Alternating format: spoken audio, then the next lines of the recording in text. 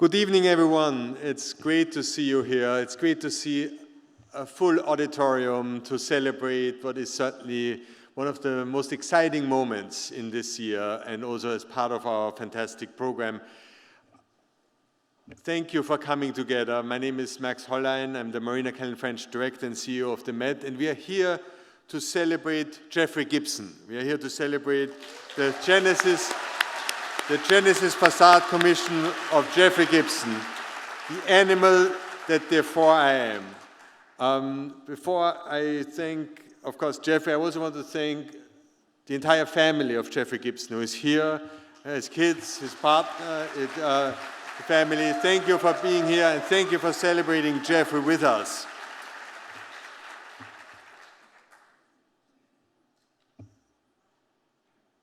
I thank, of course, Jeffrey Gibson for taking on this commission, for doing something that's really meaningful, powerful, and that will resonate with so many people. I want to thank Jeffrey. I want to thank his entire team at his studio who have worked really hard on this. I mean, they've been busy the last couple of months and years, so I think it's an enormously powerful outcome. I want to also thank Jane Panetta, who will be in conversation with Jeffrey Gibson, the Aaron A. Fleischman Curator in the Department of Modern Contemporary Art, and who has also followed and has been part of Jeffrey's work for over 10 years. I want to thank also especially David Breslin, the Leonard Lauder Curator in charge of the Department of Modern Contemporary Art, for his leadership, and the entire exhibition and installation team. Before Jeffrey and Jane come up here, let me just say a couple of words about Jeffrey and maybe also about this commission. So the Facade Commission is certainly the most visible and probably also most important within our series of commissions. And it is something that we are enormously excited about. And I think that every time when we come then to someone who we think, well, that could be a great artist to do this commission, we say, yeah, 6 to 7 million visitors are going to go through there and will see this work, and the entire Fifth Avenue, and it's going to be on the facade of the Met, and all this, the Beaux-Arts facade, etc. And I sometimes feel, artists will, no, I don't want to do this. Yeah, maybe this is not what I want to do. But it really takes outstanding artists to take on not only that challenge, but that opportunity, and to see it as a way to not only communicate, but to challenge the institution, the questions, all the opportunities that come with it. So I want to thank Jeffrey for taking this on and for being part of this enormously important process. It is a process that will continue to lead us also when we reimagine the modern and contemporary art galleries at the Met, and it leads towards the opening of the Tang Wing for modern and contemporary art at the Met in a couple of years. So Jeffrey Gibson, an interdisciplinary artist, grew up, yes, in the United States, but also in Germany and in Korea. Jeffrey is a member of the Mississippi Band of the Choctaw Indians and is of Cherokee descent. And since the early 2000s, he has been breaking new ground. Every time he did a new work, a new project, he uses powerful tools in his art. He uses especially also storytelling. Storytelling to spark connections, to generate reflection, and also to instill hope, sometimes also joy, playfulness in that context.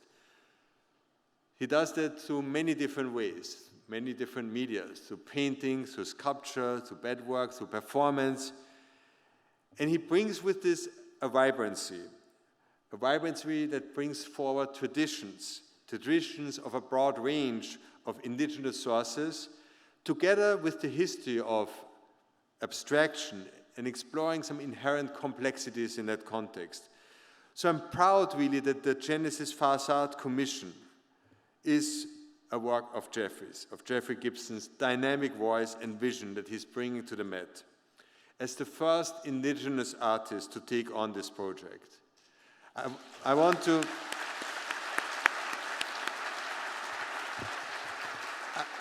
also take a moment to recognize that the Met is situated in Lenape-Hoking, homeland of the Lenape diaspora, and we acknowledge and honor all indigenous communities, past, present, and future. So while this year marks the 6th iteration of the important Facade Commission here at the Met, we are immensely grateful that Jeffrey Gibson's sculptures serve now as the 2nd annual commission sponsored by our incredible partners, Genesis. We are deeply appreciated for the steadfast support and partnership of Genesis art initiatives that help us realize these commissions and some more to come. So thank you for being great partners in that. I want to also thank the other donors for this great commission. It's been made possible by key support of several incredible friends. Oscar Tang and Agnes Shu Tang, the Directors Fund, Cynthia Hazen-Polsky and Liam V. Polsky and Nick Polsky. Thank you for supporting us. As well as Sarah Arison, Helen Lee Warren and David Warren and the Bonsini Vedder family. Thank you for believing in this project and for being part of this. I also want to acknowledge Haus and Wirth for their great support in helping the fabrication of these works. And I want to thank all of you for coming out, for celebrating Jeffrey Gibson's work, for engaging with them ever since they went on the facade, and we did this on Wednesday. The audience has already reacted to it, responded to it, engaged with it, and I think it will continue in a most powerful way. So I would love to now welcome Jeffrey Gibson and Jane Panetta when they talk about this work. Thank you.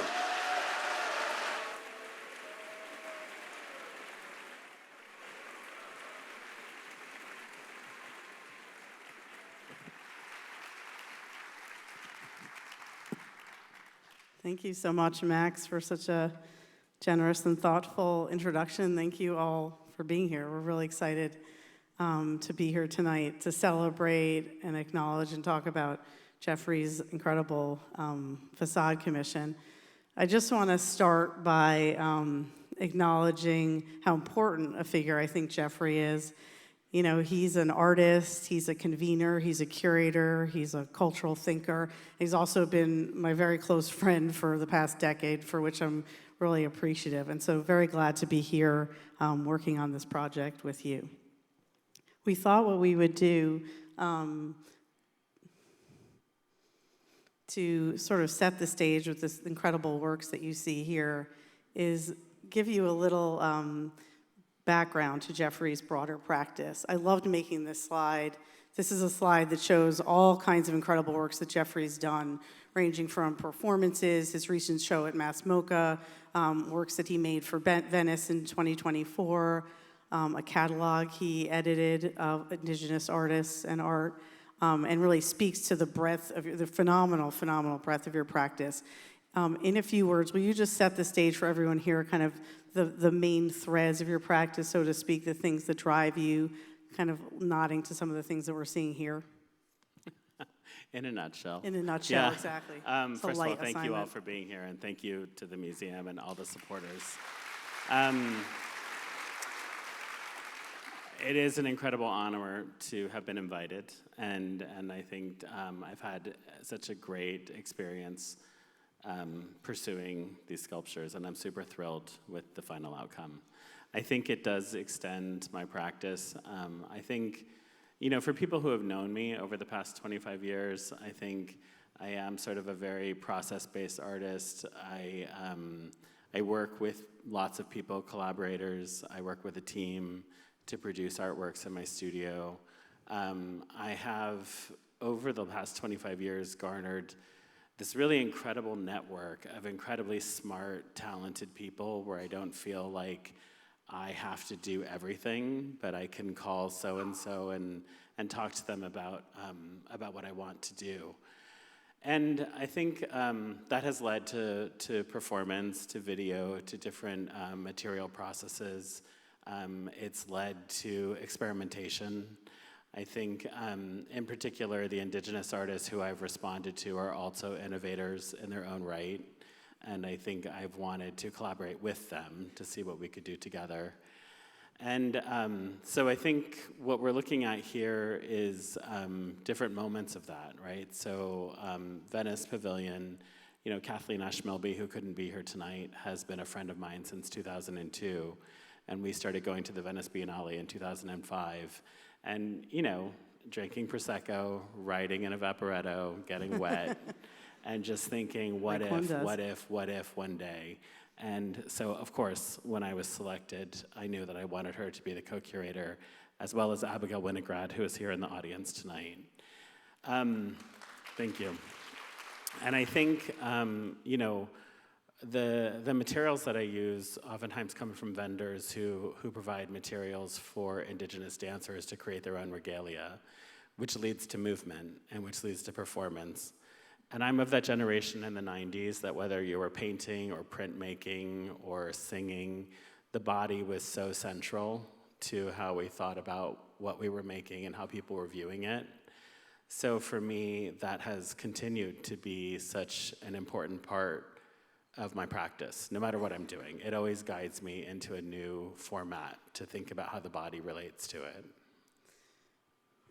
Thank you for that. So let's just rewind for a minute, if you don't mind. And this is a very early exhibition that you did at a space called Participant here in New York. And I wanted you to talk about these two early shows because your work was really much more engaged with abstraction at this time. Has continued to stay very engaged with that, which is maybe a kind of break with what people are seeing outside. So will you talk about this early show and the National Academy show and this early work that you started making? Yeah, I mean, I would say at the time here within the United States, most people understood my abstractions as formalism. It was color, it was shape, it was mark making, a lot of language that was established in the 90s. For me, I was looking at indigenous craft. So I was looking at basket weaving, I was looking at textile weaving, I was looking at beadwork, I was looking at artifacts. I had a history with encyclopedic collections, North American collections at that time. Museum. So a lot of my language was really being pulled from there, but it wasn't translating because I think the audience was not familiar with these larger narratives of Native American art histories. And so suddenly that became the goal, right? So oftentimes I have been really adamant about how the work has been written about, how it's been presented, how it's been contextualized. This show at Participant was probably a very major turning point, and I don't know if Leah Gangitano is here, but I credit her with, you know, really giving me just such freedom to just do whatever I wanted to do, whether it failed or succeeded. I worked with a number of artists from Oklahoma, from Winnipeg, and from South Dakota and Oregon to produce parts of these works. And I came back with a very different feeling about being a young artist in New York City. One that was, it was based on something so much more, it sounds like a cliche word, but deeper and honest and took more belief in then how do I get a show in Chelsea?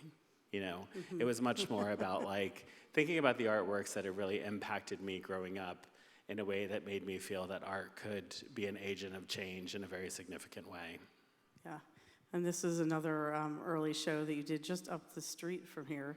Yeah, National Academy. This was at National Academy Museum, and I remember this show was titled "Said the Pigeon to the Squirrel," yeah, which is interesting. Which I thought was one of the most brilliant titles I ever came up with. And people asked me to talk about it, and I said, well, just imagine there's like a pigeon and a squirrel sitting on a park bench, and they're just watching us, and they're making fun of us because we keep sabotaging ourselves left and right.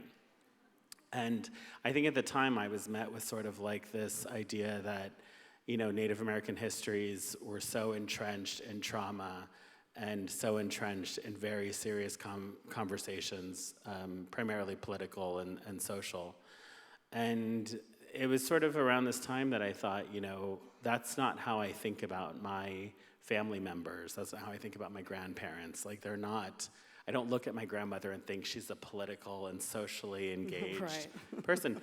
She, you know, it was food, it was laughter, it was making clothes and crafts and laughter. And I think humor was such a big part of that. So I think that's when I started really trying to push back against representations of Native people here in this country that seem to be not as multifaceted as the individuals who I'm aware of. Yeah. And these are some terrific early examples just to familiarize everyone here with Jeffrey using abstraction, text, and kind of like getting close to something more figurative. I love looking at this early figure from 2014. Yeah, and I think, the thing about shifting to painting on hide, which is such a beautiful material to paint on or to draw on or anything, what you come across is scars, you come across hair follicles, you're truly reminded that it's an animal. Mm-hmm. And so that's what I really loved. I was like, it wasn't the ubiquitous canvas. So had I done these paintings on canvas, they could very easily be read as geometric abstraction and formalism. In this sense, you had to be reminded that there were 20 animals in the room with you.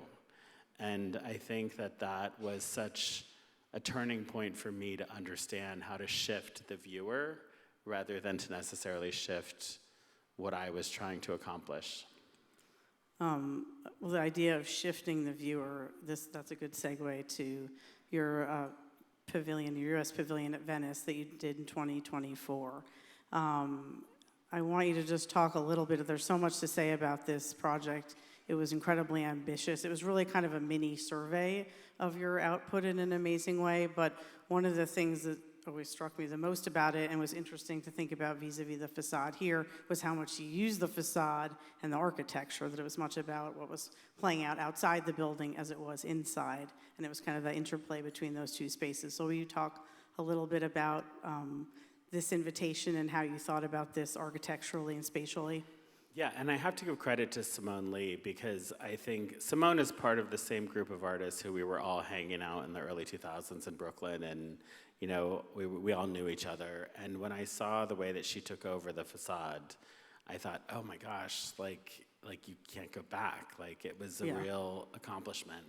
And so for me, I describe this project in particular as a lot of times as an artist, you're told no again and again and again, right? This was one of those. Sorry. No, not you. But this is one of those bizarre moments where I don't think anybody said no. And some of the team members are here tonight. And I can tell you everyone's enthusiasm to figure out how to make all of this happen continued.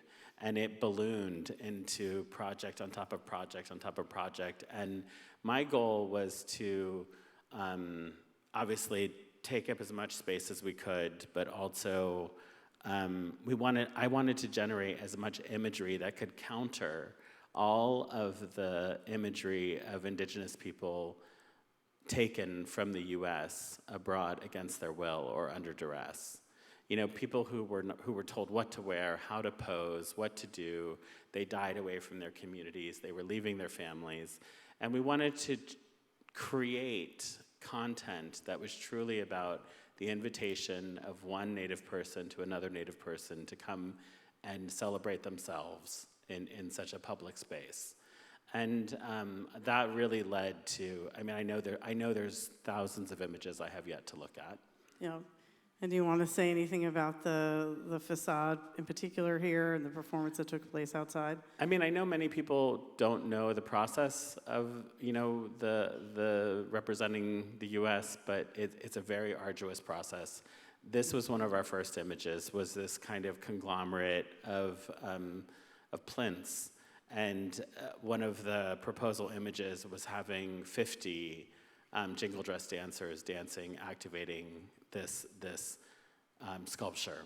And everybody was so excited, and when they came, it was a really shifting moment. We had people open with prayer, we had people calling spirits, we had people blessing the entire pavilion.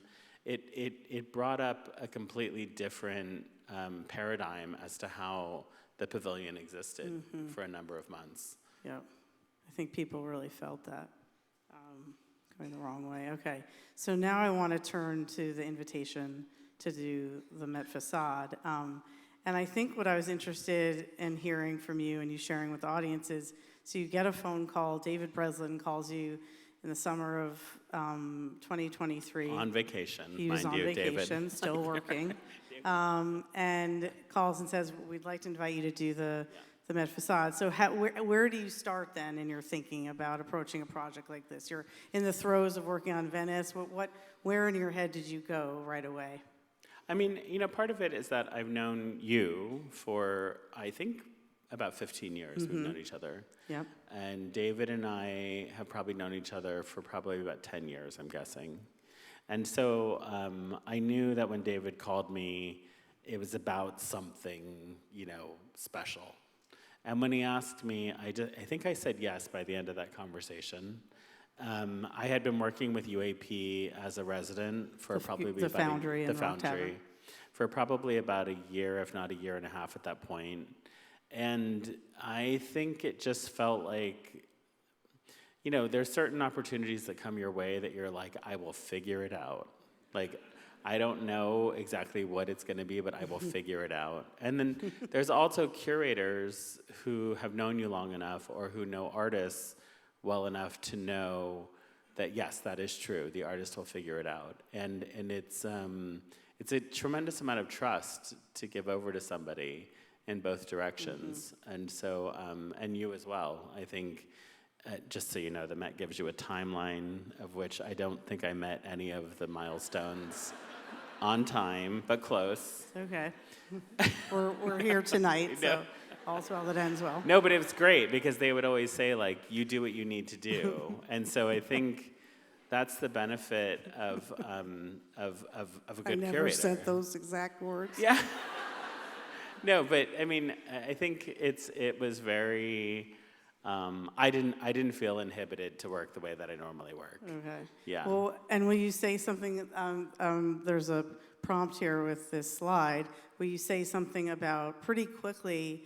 I think you moved into wanting to work with animal forms, and will you talk a little bit about kind of getting to that, which is different than what you've done, at least in the explicit way you've done it here? I mean, what's interesting is I know that these sculptures look very different from my practice, but I think for anyone who's known me this entire time, this isn't, in terms of what I read, what I pay attention to, how I think, is not so distinct. It really was about thinking about, to be quite honest, like the problems that we're facing today, right? And just collectively as human beings. We're working in systems in unsustainable ways.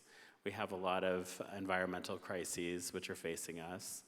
I really feel like the divisiveness is not going to solve our problems. I think that we don't have that liberty right now.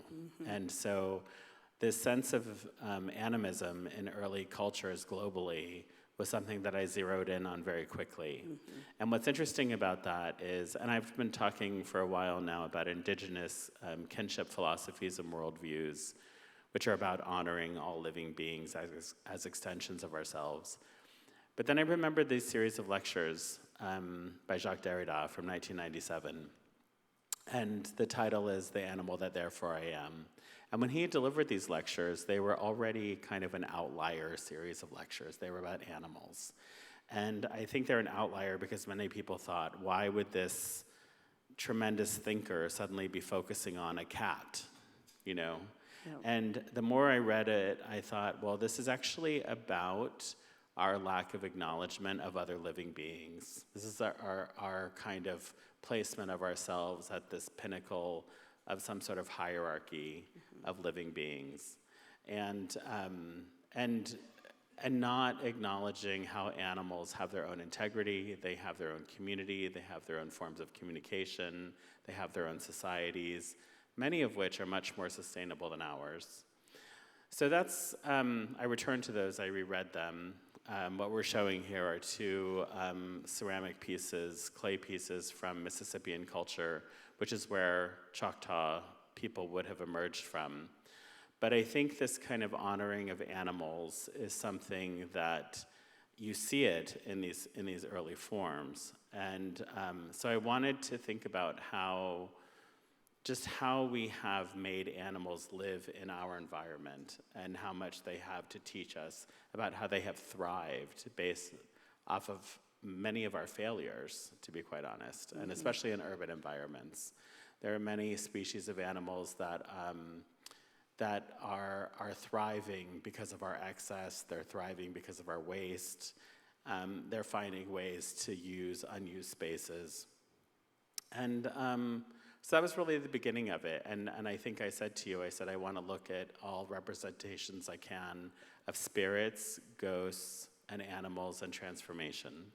Yeah, and it was also, to me, an interesting way for you to connect the site of where you work, Hudson, New York, to the site of where the Met resides in Central Park. So these are the 4 animals that you honed in on, live in both places. That was a very unexpected way into site specificity to me, which I really liked. Yeah, I mean, I think what's interesting is, I mean, I moved upstate 13 years ago, and by this point, I look at the same set of mountains every day. I look at the same water. You know, you notice the seasons more. I'm surrounded by nature.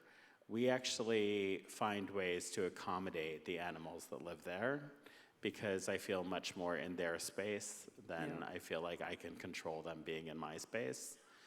And there's just something that shifted over that period of time. And I love the city. I love coming here. But ultimately, where I can process and I think bigger thoughts than I was able to think here is upstate and surrounded by nature. Yeah, I like that. I like that connection. We also talked about, I think these sculptures have felt maybe surprising to some people who know your work well, that they feel different, the material of them, the kind of specific reference to animals. But we talked about how works like this terrific hide abstraction, and sculptural works like this really kind of anticipate the works outside in a wonderful way. Yeah, I mean, it's interesting. The hide on the left, which is a fully painted elk hide, was one of the first brain-tanned elk hides that I had worked with. And it's interesting calling the guy who was tanning the hide. He said, "Oh, the ground's still frozen. It's going to be another 2 months." And I was like, "Okay." So then I called him in 2 months. He was like, "Ground's still frozen. It's going to be another month." I was like, and there's something about this kind of, and it was frustration at the time. I was like, I have a deadline, but I also had to respect that it's like, if you're going to tan hide this way with the brain of the animal, which is very much about kind of reintegrating the memory and the integrity of the animal into the hide. It's a beautiful way of tanning a hide. I had to wait, and that was something, in particular, that piece on the left was really great to teach me that. And the one on the right was very much about creating sculptures that were a garment. They were a cloak.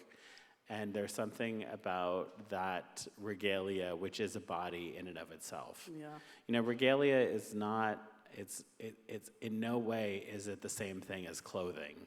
Yeah. It is something which is imbued with the ability to transform oneself. And while you're wearing it, you are a different being. Yeah, which feels very present with the works outside. And this was just another slide we had fun putting together, again, just thinking about you kind of circling around, in a way, the works that you ended up making for the facade. I want you to talk a little bit about the process of making these works, which was incredibly ambitious, and you really, you pushed, when we first started talking about this project, we talked about the possibility of using the materials you usually work.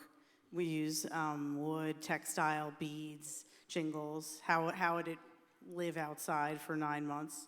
And then pretty quickly you came back and said, no, I want to use this opportunity to make large-scale bronze works, which was probably music to our ears, but also exciting to think about you pushing yourself. And I really want to linger on the process for a couple of reasons. I think, if I think about the history of sculpture, there have been these wonderful marriages between artists and foundries that have done such productive and exciting things. I can remember studying David Smith's relationship to his foundry, Richard Serra's work in Germany with his foundry, that these were kind of dialogues that emerged, and the foundry did things they hadn't done before. The artist wasn't able to envision things they hadn't imagined before. So I want you to walk us through this process a little bit. And I'm showing this slide in particular. This is an image that the New York Times shot, and I really love this photograph.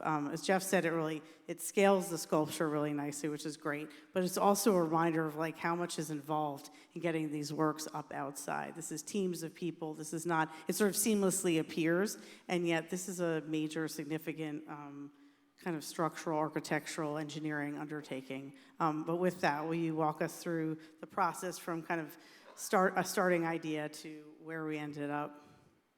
Yeah, I think, two major kind of thank yous to send out, but to UAP, and I know Dan Tobin and Mike Price are here tonight, and I think, thank you. Yeah.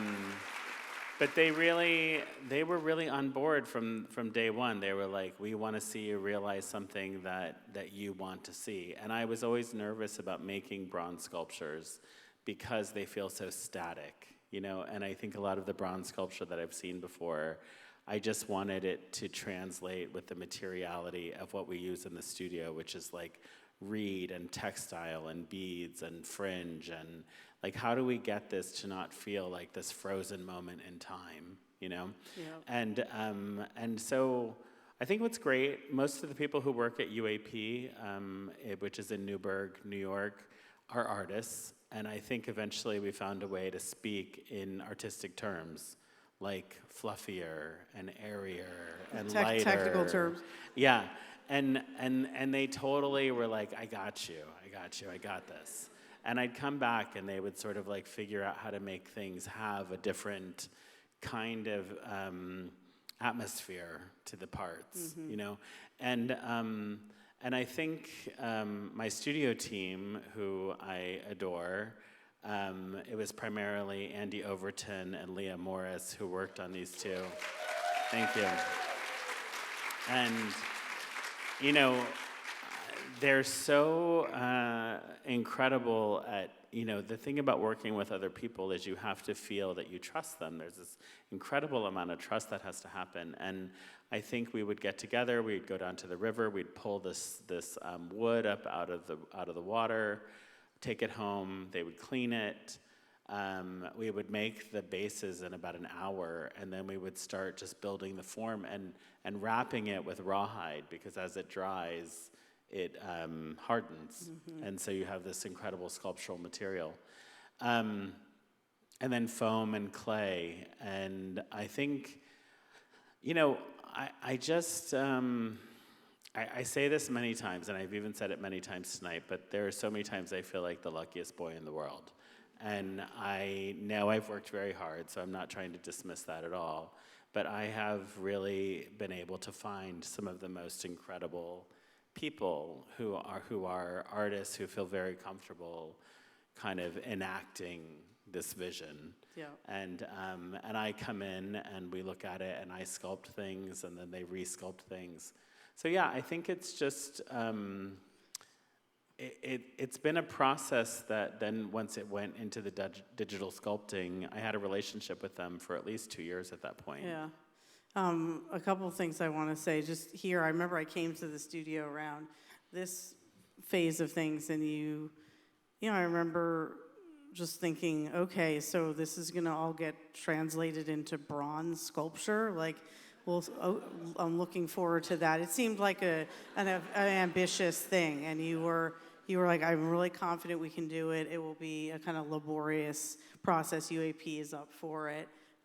Here's the final maquettes, which are so incredible, but of course different than the final sculptures, and we'll talk about that in a second. But then you did do a significant amount of work digitally. In fact, I think you said to me 40% of what we're seeing is tweaking and adjusting and sculpting that you did digitally. I think even more, to be honest, I was thinking about it, because every bead had to be rebuilt. Every feather had to be rebuilt. And part of that has to do with just being able to enable the bronze to flow through the mold. And so, there's a thickness that has to happen, but also in the scanning, they were all digitally scanned. And ultimately, we're working with a CGI software that's able to read the information, and you can kind of push and pull. It was important for me to maintain that you could see my finger marks kind of pulling through the clay in different areas. I know we've already had a number of comments of people saying, like, how are you going to maintain the hide on the front of the building? And it's bronze, and it's to the credit of the patina team at UAP, who did such an incredible job with color. And so I think, there was a certain point at which, and I know that most people who know me say, like, I'm very laid back, but I do know what I want. And I remember at the end, we would go there and they'd be like, there's no more notes. And I was like, no. This is when we push really hard. This is when I push myself really hard. This is when I push my team really hard.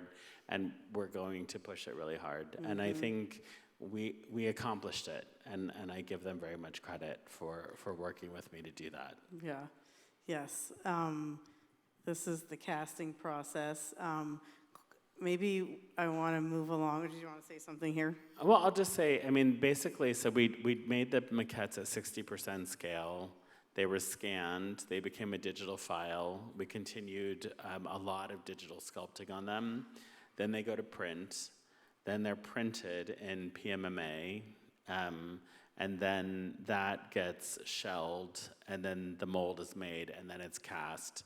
I believe because of the complexity of these, they were cut up into anywhere from 20 to 30 pieces, I believe, that had to be reassembled and then finished and then go into patina. It's very laborious. So it's a really laborious process. Those pieces. But another place I think you really pushed the foundry, if it's okay that I'm saying that, is around the patinaing of the sculptures, which was... your color is obviously so important to you. You're really known as a colorist, so of course this is always going to be a piece of these sculptures. But this is like a kind of level of ambition around coloring bronze sculptures that I'm hard-pressed to think of past precedent. So talk a little bit about what you were envisioning and how you pushed the foundry here. I think knowing that I wasn't going to go like a really high chroma color. And knowing that I wasn't going to do pattern, I was really dependent on, or the decision I made was to really focus on the texture. So any section of the sculpture that you take, if you took a sort of 2 foot by 2 foot sample, you're going to have at least 3 to 5 different textures happening there and 3 to 5 different colors. And I think there's something about the theatricality of color. A lot of my inspirations were not just coming from me, but they're also coming from some of the things we're going to look at before, but dancers who have dressed as animals and different kinds of regalia and different kinds of, mainly performers, playing around with the idea of how we can move like animals. So for me, for patina, I think that was one of the things we were really pushing up until the very last moment. Yeah, I heard just some other incredible examples of what you were able to achieve here. I wanted to pause on this slide for a minute. I think, anytime when I visited the foundry, sculptures looked amazing, of course, but they're living in a space that has so much visual noise. And it's such a testament to your vision that you can kind of understand them visually and what will function successfully, in the facade, even amidst everything happening here. You guys lifted them up to kind of understand how they'd be viewed from below and to kind of fully appreciate the scale. Yeah. The picture on the left here of the coyote was really so that I could see what a viewer would see here on the front of the mat. So we were like lifting it so that I could see what your average viewer was going to see. There were times when we would take it into a kind of much more cleaner space, but I continue to return to this idea that how much you have to trust the people you're working with. Yeah. And I think in my own kind of advocacy for myself, if I didn't trust somebody, it's my job to speak up, and to say, this isn't, but I have to say they really, we spent a lot of time together, and I really developed a real relationship with them. Yeah, and doing like so many different things that you hadn't done before.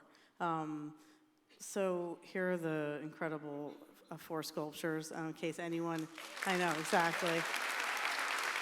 Thank you. Aw.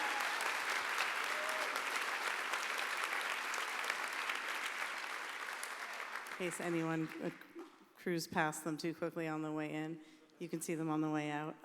Will you talk a little bit about the titles here, which are important for many different reasons, and of course poetic titles, as you always are inclined to? Yeah, I mean, most of the titles I try to talk about what I feel these animals have to teach us. I think for the deer, it's very much about a kind of reset, a return of abundance, a return of strength, a new beginning. I think for the coyote, you know, I've grown up with many trickster stories, but I think that sometimes the trickster stories lean towards the mischievous or the sort of like, you know, throwing people off of their course. I think we all have the ability to be tricksters and bring us closer to making things much more sustainable and better for all of us. The squirrel, I love. The squirrel is very much about preparedness. It's about looking forward and planning. It's about paying attention. It's about hoarding. It's about hiding. And then the deer, to be quite honest, you know, was a very special place. We have a lot of deer upstate. I'm sorry, the hawk. The hawk has a lot, many hawks upstate. I see them daily. And my daughter's middle name is Hawk, and so that was something very clear to me. But they really are known for being a messenger, and they're known for having an extremely broad view at which you're kind of gathering as much information as you can to make a decision. I will say one other thing, sorry. Please. Which is the full titles are their titles, which describe what I just said. And then there's the Choctaw word for the animal, the Cherokee word for the animal, and then the English word for the animal. Yep. And I did that simply because I felt like this is my opportunity to do that. You know, there is, unless someone can counter that, I don't think there's another Choctaw word in the Met. Yeah. I don't think there's another Cherokee word in the Met, and this was my opportunity to do that. Yep, very important.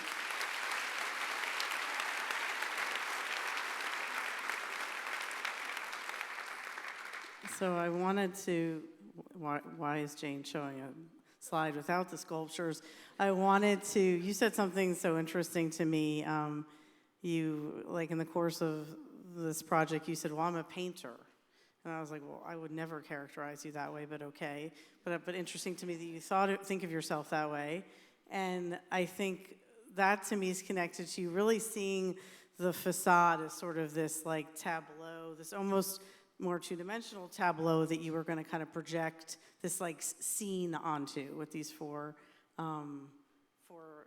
incredible figures. Anything you want to say there? Because of course, then you're also thinking about sculpture inside, and I'll talk about that in a minute. But if we want to linger here for a second. Yeah, just that. I mean, I know that I make three-dimensional objects, but I still think about them like four-sided paintings. You know, it's sort of like I have to look at it from this side, look at it from this side, and that's how I really determine, you know, whether I'm interested in those four sides.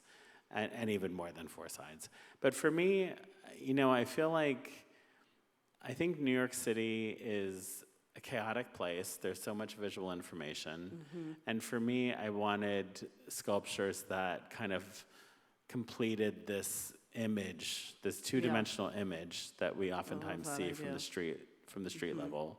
So that was really important to me to think about in terms of scale and that you could see them. They didn't get lost in the architecture. Yes, very, very successfully done. Of course, just to come back to you thinking about the collection a little bit more beyond the Mississippian objects, the history of bronze sculpture, bronze objects, particularly in this collection, the American wing of animals has long been important to you. And I think you got excited and maybe felt challenged about how do I continue that legacy and maybe make sure it's kind of not feeling static. So will you talk a little bit about your interest in these works? Yeah, it's really, I mean, to me, it's almost really frightening. It's like when I started thinking about like, oh my gosh, like what you feel coming up in your belly is animal sculptures. And I think about all the animal sculptures that I've seen in my life, and I just thought, what is it that hasn't made me excited about these sculptures? And it's oftentimes this kind of frontiersman kind of ethos of looking at the wild, right? And really that narrative is very much about like, how do I contain the wild? How do I own the wild? You know, and trophy, you know, the kind of trophy capturing of animals. And I think that's really what I realized was why I don't always respond to bronzes of animals. And they're meant to be an appreciation oftentimes of the animal, but something about the way that they're presented is still sort of like the appreciation under the ownership of the person who's crafting the image. Right. And I wanted these animals very much to kind of have their own presence, and that they are the ones who are looking at us. And they are the ones who they're not going to get that bothered by us. You know, they're really not that bothered by us. I think they're entertained by us, you know. So in that sense, but what's interesting is also, I think, seeing the way that people have tried to leave the mark of their hand or to create the texture or the fur, you know. So that I do learn a lot from them as well. Yes, you're both kind of responding against and pulling from in a really beautiful way. Another thing I wanted to quickly have you touch on is, you know, a number of people have commented, as much as these are sculptures of animal forms, they could be forms performing an animal form somehow. They're upright. The base of the sculptures are wooden, you know, pieces of wood. They're kind of shrouded in regalia almost. This idea of the garment, the transformative garment, regalia, indigenous regalia has long been important to you. Will you talk a little bit about that and how it connects to these works and kind of complicates these works, I think, in a really interesting way? Yeah, I mean, I think there's a long history of artists, modern contemporary artists, right, making wearable artworks, right, to be performed in and moved in. And I think what the goal of that has always been to almost like release our kind of inhibitions about how we're supposed to be in like day-to-day life, and give us freedom of movement. You know, a lot of the garments that I've quoted, you know, Heliotisia's performative garments, Catholic vestments, you know, Hermann Nisch is a big influence on me. And one of the things that I learned from Hermann Nisch is that, like, once the vestments are incorporated into an artwork, they are deaccessioned. They are no longer seen as ceremonial garments. So I love the idea that somebody can kind of charge them, and at the same time, they can sort of dispossess them, you know? And then, of course, ghost stand shirts.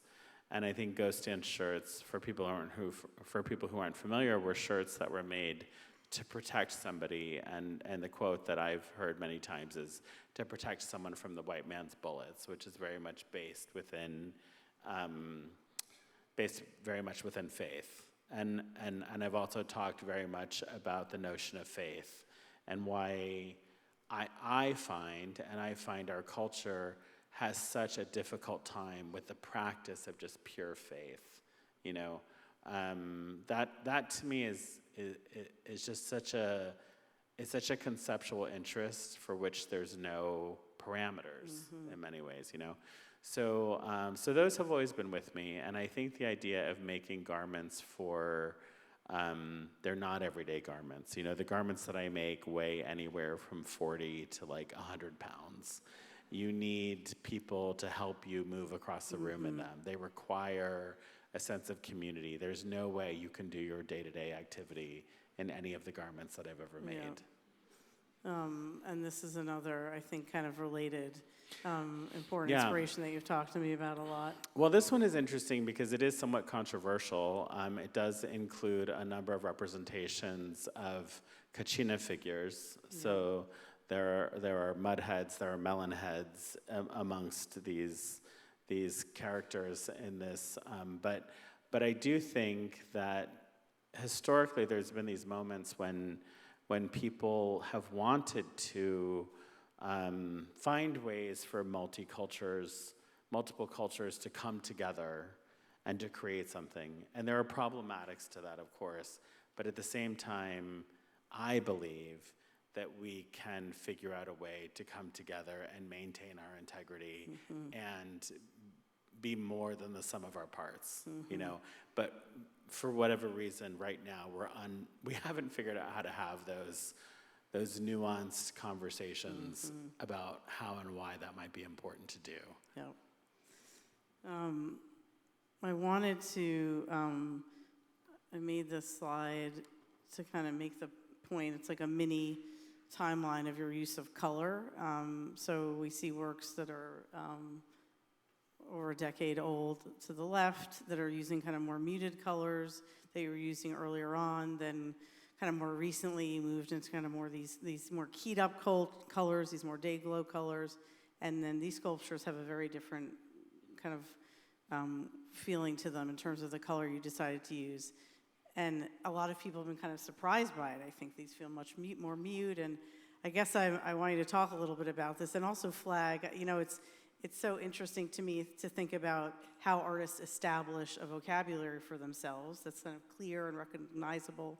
They own it, but then, of course, they don't want to be hemmed in by that. So, of course, you're not going to stay in one kind of chromatic realm indefinitely, and you're going to, I mean, look at how you've kind of pushed yourself here, even in this slide. So will you talk a little bit about deciding to use this particular palette here? I mean, some of it was connected to the bronze, but even your work at the Field Museum a little bit and how that related to it. I mean, I think my answer to this might be a little half-baked. That's fine. In the sense that, like, I love the kind of immediacy and speed of really intense color. Like, I think it's something which has an impact on the body, which is exhilarating and maybe even uncomfortable for some people. Like the real impact of color on people. But I think in this sense, and maybe it's because it's public, and maybe it's because it's in such a public place, like, I don't think that this sculpture needs to scream Jeffrey Gibson. I think when I thought about it, I really wanted something that kind of integrated itself into the architecture in a way that it was so clearly different, intentionally different, but it wasn't trying to pull itself away and separate itself from the architecture. And so I have to admit, I didn't totally know what the color looked like until we started waxing it, and it deepens the color. But as I saw that coming together, we made some color shifts, but for the most part, I felt really great that you could feel that there's some connection between what was on the facade and what was inside the building. Yeah, really interesting. So the last slide, I want to end on these two incredible images of these sculptures, and that I think hint at the important connection to the city. This is, for me, I've been saying this a lot over the past week, this is such an important commission, I think, for public art in the city or for anywhere. You know, the space it occupies in relationship to the museum and its collection, the institution, but then that it's accessible to people, you know, riding on the bus. I've already gotten texts from people. I was on the bus. The sculptures look amazing. People will be out there at night that you don't have to ever come into the museum. You don't have to know what the museum is even to enjoy them. So in making work that occupies that place and will be up here for 9 months, what are kind of your parting thoughts about what you hope they impart to the city as the city experiences them over the next several months? I mean, you know, it's so wild. When you come to New York City, and I came in basically late 1999, so basically early 2000, you know, and for those of you who were here during that time, what was going on in terms of like new voices and new galleries and new museums coming up. The new museum was very exciting. Studio Museum in Harlem was very exciting. New York City is a force in the world. It always has been during my lifetime. I think the first time I knew about it in my teens, I knew that's where I needed to be. And I tell everybody all the time, young artists, like, I wish I could tell you that New York City is gonna roll out the red carpet and welcome you in. And it's not. You're gonna claw your way through. You're gonna claw your way, and you're gonna carve out a space for yourself. If this is important enough to you, you're gonna carve out a space for yourself. And so I think seeing these here, it's an acknowledgement that I did that. Mm-hmm. But I also think, thank you.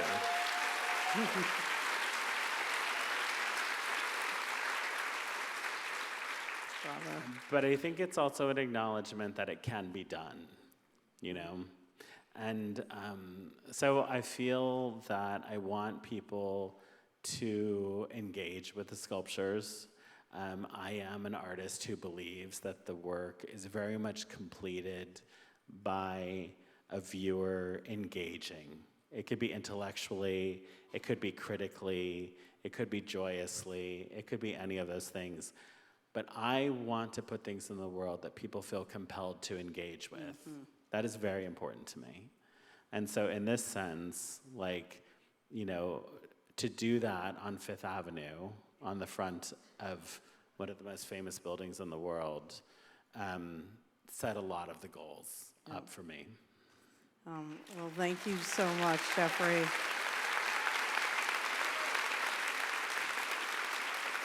Thank you. Thank you for doing what you just said. Thank you for making these incredible works. We're thrilled to get to live with them over the next several months. And thank you for doing this talk with me tonight. I really appreciate it. And with that, just want to invite everyone to the reception in the Great Hall. And thank you for being here. All right, thank you very much.